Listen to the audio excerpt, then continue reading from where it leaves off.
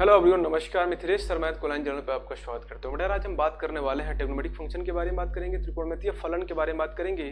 तो सबसे पहले आपके दिमाग पे सवाल उठता है कि ट्रिग्नोमेट्रिक फंक्शन के अंदर बेसिकली आप बात क्या करने वाले हैं। तो आज माय डियर हम बात करेंगे ट्रिग्नोमेट्रिक फंक्शन के अंदर डोमेन और रेंज के बारे में बात करेंगे। किसी भी ट्रिग्नोमेट्रिक फंक्शन का डोमेन और रेंज बेसिकली होता क्या, इसके बारे में हम बात करेंगे। तो आइए हम बात करते हैं ट्रिग्नोमेट्रिक फंक्शन और उसके डोमेन और रेंज की। आपके सामने अगर मान लो लेट अस अज्यूम कोई फंक्शन दिया गया है, तो सामान्य सी बात है कि उसके डोमेन और रेंज की परिकल्पना करने के बारे में आपको सबसे बेसिक आइडिया यही दिमाग पे उठता है कि सर उस फंक्शन का डोमेन और रेंज क्या है। अब आपके मन पे सवाल उठता है कि सर डोमेन किसे कहते हैं। डोमेन एक्स की पॉसिबल वैल्यू जिस पे वो फंक्शन डिफाइन हो। लेट अस अज्यूम मैं ट्रिग्नोमेट्रिक फंक्शन के बारे में बात करने वाला हूँ, तो यहाँ पे ट्रिग्नोमेट्रिकल टर्म कंटेन करेंगे। मैंने बोल दिया साइन एक्स है सर, कॉस ऑफ एक्स है, टेन एक्स है, कॉट एक्स है, sec x and cosec x आपको दिख रहा है। इसका डोमेन और रेंज आपको बताना है श्रीमान। तो आपने बोला सर एक्स की संभावित वैल्यू को बताने की आप बात कराना चाह रहे हैं। हाँ जी भाई, वही करना चाह रहा हूँ मैं। अगर मैं साइन ऑफ एक्स की डोमेन की बात करूँ, मतलब साइन के लिए इनपुट की बात मैं करना चाह रहा हूँ, साइन थीटा के लिए या साइन के साथ जो एंगल कनेक्ट होने वाला है उसके लिए क्या क्या एंगल पॉसिबल होंगे, इसके हम बारे में बात करने वाले हैं।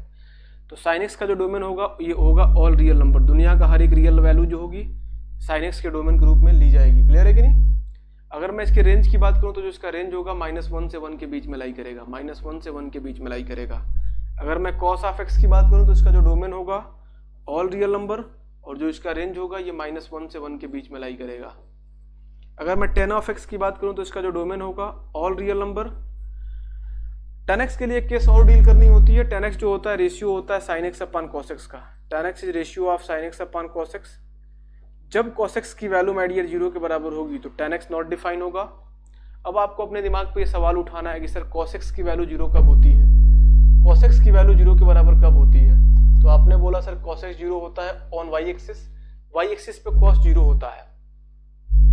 और इसका जो जनरल सोल्यूशन होता है x बराबर 2n + 1 π/2 है ना। अगर x की वैल्यू मान लीजिए आपको π/2 दिखाई दे, 3π/2 दिखाई दे, 5π/2 दिखाई दे, 7π/2 दिखाई दे, इस तरीके से इनफाइनाइट नंबर ऑफ वैल्यूज दिखाई दे जिसमें आपको 2 का मल्टीपल, जिसमें आपको ऑड मल्टीपल ऑफ π/2 देखने को मिले, तो आप बोलेंगे सर वहां पे cos 0 होगा। तो tan x की वैल्यू नॉट डिफाइन कहाँ होगी, जब sin x और cos x के रेशियो में cos x 0 होने का अप्रोच करेगा, है ना। ऊपर कोई फंक्शन और नीचे वाला टर्म 0 हो जाए तो ऑब्जर्वेशन क्या होता है, नॉट डिफाइन होता है। cos x 0 कब होता है, cos x 0 होता है 2n + 1 π/2 पे। तो सभी रियल वैल्यूज में से आपको हटाना पड़ेगा cos x जहाँ पे 0 होता है वे सारे ऑब्जर्वेशन, मतलब π/2 वाला y एक्सिस पे लाई करने वाली हर एक वैल्यूज को हटानी पड़ेंगी। तो tan x का जो डोमेन होगा ऑल रियल नंबर में से आपको रिमूव करना है 2n + 1 π/2 को। अब इसका जो रेंज होगा माय डियर ये ऑल रियल नंबर होगा। दुनिया का आप कोई भी वैल्यू ले सकते हैं माइनस अनंत से अनंत के बीच की। अगर मैं cot ऑफ x की बात करूं तो cot ऑफ x क्या होता है, it is the ratio of cos x upon sin x। ये cos x और sin x का रेशियो होता है। cos x और sin x का रेशियो जो होता है ये cot x होता है। जहां पे sin x 0 होगा वहां पे cot x नॉट डिफाइन होगा।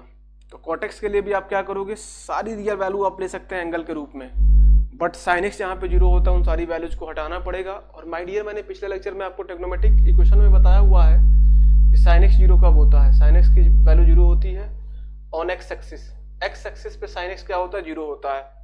x पे क्या क्या लाई करता है, 0 लाई करेगा, पाई लाई करेगा, 2π लाई करेगा, 3π लाई करेगा। इनफाइनाइट नंबर ऑफ वैल्यूज लाई करेंगी जो पाई के साथ मल्टीपल में हो और इंटीजर का ऑब्जर्वेशन आपको देखने को मिले -π पे, -2π पे, -3π पे। इस तरीके से इनफाइनाइट नंबर ऑफ वैल्यूज आपको देखने को मिलेंगे।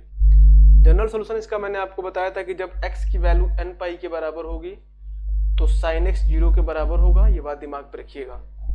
cot ऑफ x की केस को आप देख रहे हैं, cot x is the ratio of cos x upon sin x। sin x 0 हुआ तो cot x नॉट डिफाइन हो गया। सभी रियल वैल्यूज में से आप nπ को रिमूव करोगे। क्लियर है मेडियो, अच्छा बढ़िया। अब इसका रेंज क्या होगा भैया, रेंज जो होगा सर इसका रियल नंबर होगा। अगर मैं sec ऑफ x की बात करूं तो sec ऑफ x क्या होता है, इसका डोमेन होगा ऑल रियल नंबर, मतलब दुनिया का मैं हर एक एंगल यूज कर सकता हूं सिवाय किसके, sec x जो होता है रेशियो होता है 1 अपॉन cos x का। जहां पे cos x 0 होता है उन सारी वैल्यूज को छोड़ के मैं हर एक वैल्यू को ले सकता हूं। cos x 0 कब होता है, जब x की value 2n plus 1 pi by 2 के जैसी देखने को मिलती हैं। तो सारी रियल वैल्यूज में से आपको हटानी पड़ेंगी कौन कौन सी वैल्यू भैया, 2n प्लस 1 पाई बाई 2। ये बात सब दिमाग पे रखिएगा आप। और जो इसका रेंज होता है ये लाई करता है माइनस इन्फानाइट से लेकर के -1 यूनियन 1 से इन्फानाइट के बीच में। क्लियर है कि नहीं? ये बात अपने दिमाग पे बेशक रखेंगे और हर बात पे अपना अटेंशन बनाएंगे, चीजों को बेहतर तरीके से आप देखेंगे। कॉसेक के लिए भी कहानी यही होती है। कॉसेक ऑफ एक्स क्या होता है, it is the ratio of 1 upon sine x. Cosec जो होता है रेसिप्रोकल होता है साइन का, इसको आप लिख सकते हैं 1 अपॉन साइन एक्स का रेसिप्रोकल है कॉसेक। साइन एक्स जब 0 होगा तो कॉसेक्स नॉट डिफाइन होगा। तो सभी रियल वैल्यूज में से आपको n पाई को रिमूव करना है और इसका भी जो रेंज होगा माय डियर, इन चीजों को थोड़ा मैं इरेज कर दूं जिससे कि आप कंफर्टेबली चीजों पे अपना अटेंशन ले सकें, है ना। बहुत आराम से दिमाग पे रखिएगा। इसका जो रेंज होगा माइनस इन्फानाइट से लेकर के -1 यूनियन 1 से इन्फानाइट, यूनियन 1 से इन्फानाइट। ये बात अपने दिमाग पे रखेंगे। एक बार थोड़ा आराम से आप लर्न भी कर लीजिए। साइन एक्स का जो डोमेन होता है sir all real number, sine x और कॉसेक्स का डोमेन जो होता है सर ऑल रियल नंबर होता है, बट इसका रेंज जो होता है -1 से 1 के बीच में लाई करता है। ठीक है, दोनों का। tan और cot के लिए दिमाग पर रखना है ऑल रियल नंबर में से कुछ वैल्यूज हटानी है। कौन सी वैल्यू हटानी है, tan x is ratio of sine upon cos। जहां पे cos 0 होगा वे सभी वैल्यूज आपको हटानी पड़ेंगी। और cos 0 होता है my dear in y axis, y axis पे, और y एक्सिस क्या होता है odd multiple of pi by 2। ये बात दिमाग पे रखेंगे आप। cot x बराबर cos x upon sine x, ये बात दिमाग पे रखिए। साइन x 0 नहीं होना चाहिए। साइन x 0 कब हो रहा है, n पाई पे। सारी वैल्यूज हटानी पड़ेंगी यहाँ से। ये सब ऑब्जर्वेशन अपने दिमाग पे आप रख लीजिएगा, केयरफुल होकर इसको देखिएगा और बहुत आराम से इस पे अपना अटेंशन रखिएगा। ट्रिग्नोमेट्रिक फंक्शन के अंदर डोमेन और रेंज सबसे बेसिक चीज होती है, मैंने इसको पहले आपको बताया। ठीक है, इसके बाद जो इसके क्वेश्चन सामान्यतः आते हैं मैं उसकी बात करता हूँ। क्वेश्चन को मैं टाइप्स के आइडिया पे आपको बताना चाहूंगा। सबसे पहला टाइप मैं आपको सिखाता हूँ, आप आराम से देख लीजिए। टाइप 1, मैं टाइप 1 की बात करता हूँ। और टाइप 1 के अंदर माय डियर आपको ये देखने को मिलेगा, मान लीजिए आपके सामने कोई फंक्शन दिया गया है f(x) बराबर sin x प्लस ऑफ 5। आपसे कहता है कि सर इसकी मैक्सिमम और मिनिमम वैल्यू बताइए, इसकी मैक्सिमम और मिनिमम वैल्यू बताइए। तो इसकी मैक्सिमम वैल्यू कितनी होगी, तो आप सबको पता होना चाहिए कि sin x का सर रेंज कितना होता है। रेंज ऑफ sin x कितना होता है सर, आपने बोला सर sin x का जो रेंज होता है -1 से 1 के बीच में लाई करता है। -1 से 1 के बीच में लाई करता है, मतलब ये sin x के लिए सर मैक्सिमम वैल्यू जो होगी ये 1 होगी और मिनिमम वैल्यू जो होगी सर -1 होगी।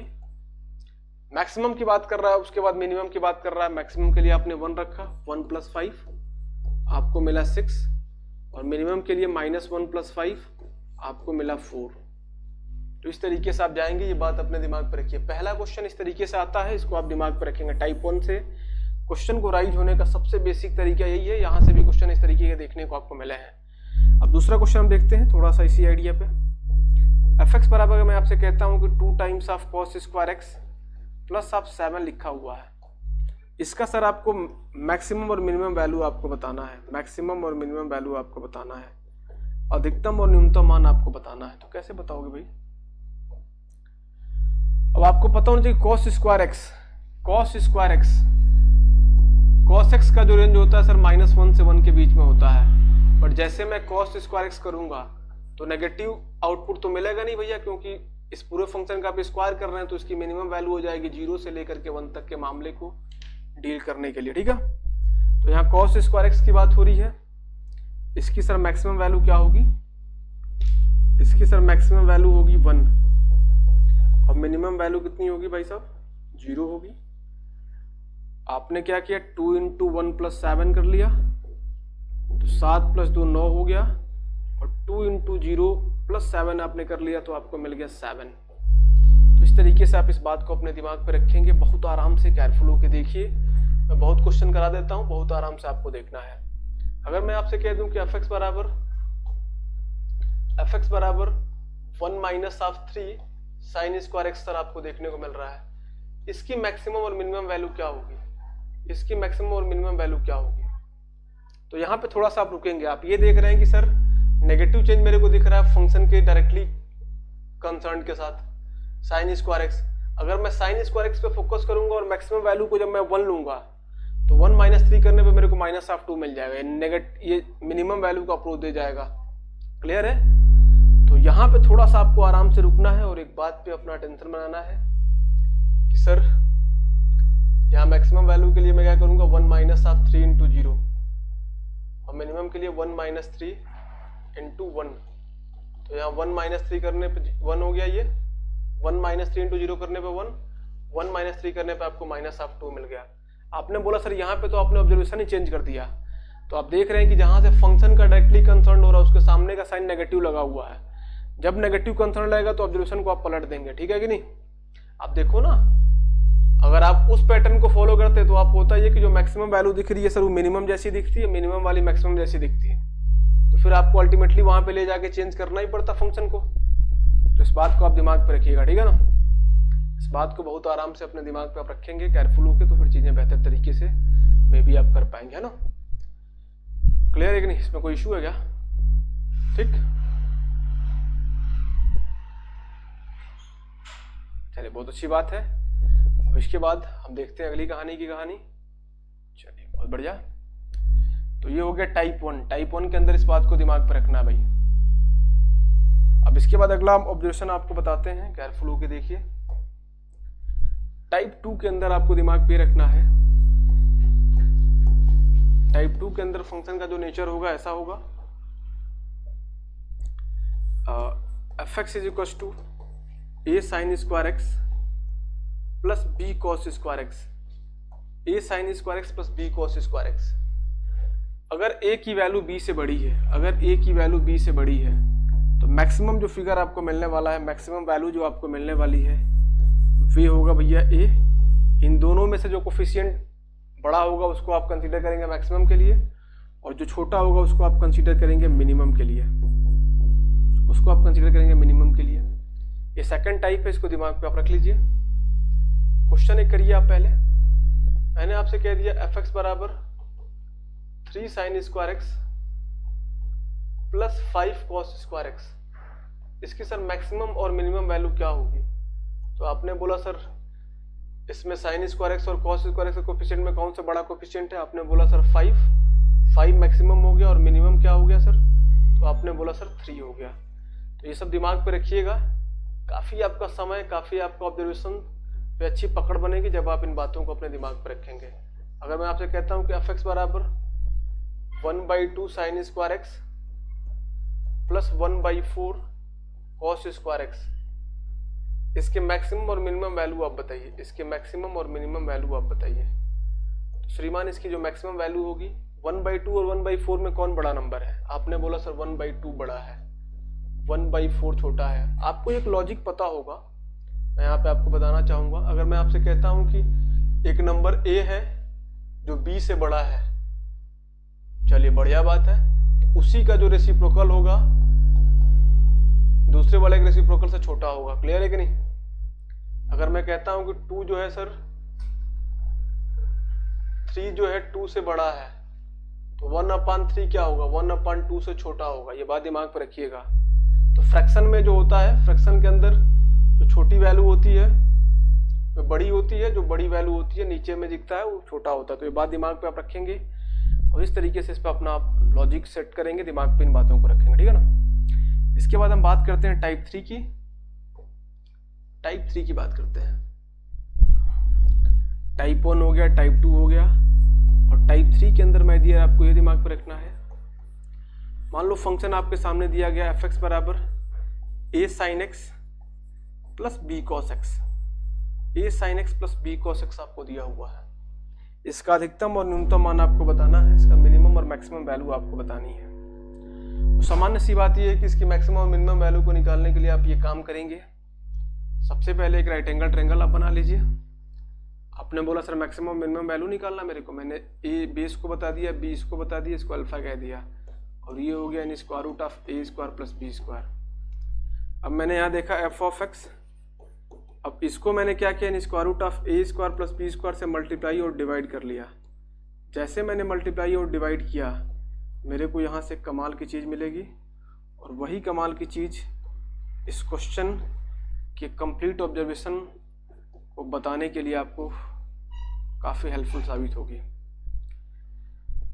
ठीक है। जब आप इस पे केयरफुल होकर देख रहे हैं तो आपका मन आपसे कह रहा है, अब इस पे आप जब केयरफुल होकर देख रहे हैं तो आपका मन आपसे कह रहा है सर यहाँ तो negative change of sorry in square root of A square plus B square दिख रहा है, और यहाँ a upon in square root of A square plus B square को जब मैं इस ट्रायंगल पे अप्रोच ले रहा हूँ तो मेरे को यहाँ से दिख रहा है sir cos alpha. Cos alpha बराबर क्या होगा, अगर मैंने इसको अल्फा मान लिया है तो फिर इस तरीके से आप एंगल में कॉस अल्फा बराबर क्या हो जाएगा, a upon under root of A square plus B square, base upon hypotenuse, और ये हो गया साइन एक्स, और ये हो गया my dear B upon in square root of A square plus B square. क्या होगा, आपने बोला सर ये तो साइन अल्फा हो गया इंटू कॉस एक्स। अब यहाँ से माय डियर आपको मिला in square root of A square plus B square, और यहाँ पे कॉस ऑफ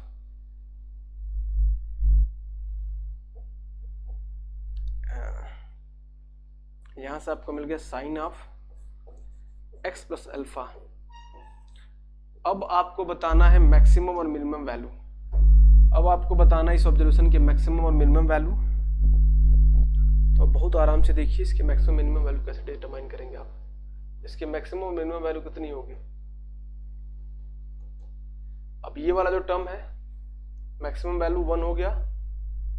आपको बताया था ना मैंने, साइन के साथ कोई भी एंगल कंटेन करे, साइन के साथ दुनिया कोई भी एंगल कंटेन करे उसका जो रेंज होता है ये बिलोंग करता -1 से 1 के बीच में। मतलब मैक्सिमम वैल्यू 1 हो गई और मिनिमम वैल्यू -1 हो गई। ये मैक्सिमम वैल्यू की बात कर ली है मैंने यहाँ पे, और यहाँ मैंने मिनिमम वैल्यू की बात कर ली।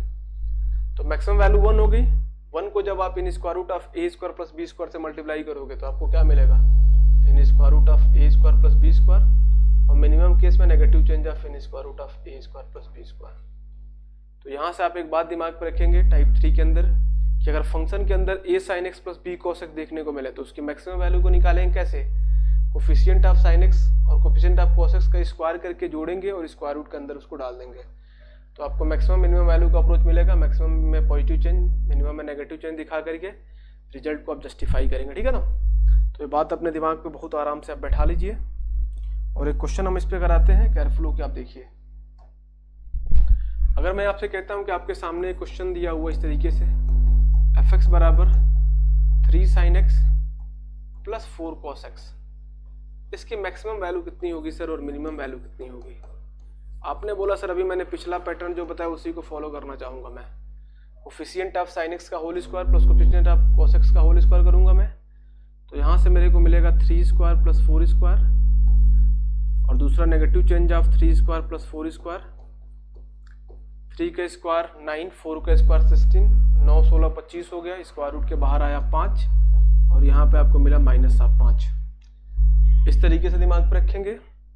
दूसरा क्वेश्चन ऐसे बन सकता है, आराम से आप देख लीजिए, यहाँ 6 sin x है और मान लो यहाँ 8 cos x है प्लस 11 लिखा हुआ है। इसका मैक्सिमम और मिनिमम वैल्यू आपसे पूछ रहा है तो क्या करोगे आप, कुछ भी नहीं करना है। डायरेक्टली x के लिए संभावित जो ऑब्जर्वेशन के लिए दिख रहा है टर्म इतना ही दिख रहा है, ये तो कांस्टेंट फिगर है, इस पे तो टेंशन आपको रखना नहीं है। हाँ जी सर, तो मैं मैक्सिमम वैल्यू को निकालने के लिए इतने को महसूस करूंगा उस पिछले फॉर्मूले के पैटर्न पे, इन स्क्वायर रूट ऑफ 6 का स्क्वायर प्लस 8 का square, in square root of 6 का स्क्वायर प्लस 8 का स्क्वायर प्लस ऑफ 11, और मिनिमम के लिए क्या करूंगा मैं, negative change of in square root of 6 का स्क्वायर प्लस 8 का स्क्वायर प्लस ऑफ 11। 6 का स्क्वायर होता है 36, 8 का स्क्वायर होता है 64, 64 36 होता है in square root of 100। Square root से जब आप बाहर निकालेंगे तो आपको 10 मिलेगा। 10 प्लस 11 हो गया 21, और यहाँ पे -10 प्लस 11 आपने किया तो 1 मिल गया। मतलब मिनिमम वैल्यू 1, मैक्सिमम वैल्यू आपको 21 मिल गई। तो इस तरीके से आपको इस पे जाना है, बहुत आराम से इसको आपको देखना है, ठीक है।